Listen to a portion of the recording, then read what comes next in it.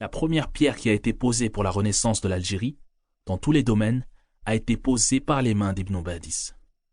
Le penseur Malek Ben Nabi déclare: le miracle de la Renaissance a commencé à jaillir des paroles d'Ibn Badis, et ce fut l'heure de l'éveil. Il a enseigné, formé, éveillé les consciences et lutté par la plume. Pendant plus de 25 ans, sa priorité sera la formation d'Algériens et d'Algériennes capables de rendre service à leur religion et nation. Son but principal était de réformer la société, réforme ne pouvant aboutir que par le biais de l'éducation. En effet, tout individu qui souhaite son bien se doit d'emprunter le chemin de la réforme en s'éduquant. Et comme une nation n'est que la somme des individus qui la peuplent, réformer les individus, c'est donc réformer la nation. Voilà pourquoi Ibn Badis accordera une attention toute particulière à l'éducation des jeunes.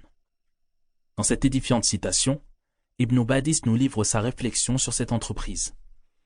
La réforme du fort intérieur entraîne la réforme de l'individu, et la réforme d'un individu entraîne celle de la collectivité. L'attention de la religion est entièrement portée vers la réforme du fort intérieur, que ce soit de façon directe ou indirecte. Il n'est donc d'injonction prescrite par Allah le Très-Haut à ses serviteurs, la vérité, le bien, la justice ou la bienfaisance, sans que son adoption n'entraîne la réforme.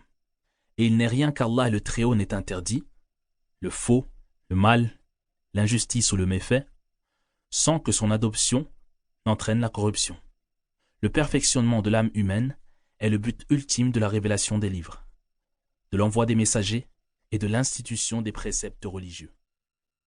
Pour continuer à écouter ce livre audio gratuitement, cliquez sur le lien dans la description et vous pourrez l'écouter en entier sans frais grâce à l'essai de 30 jours d'Audible.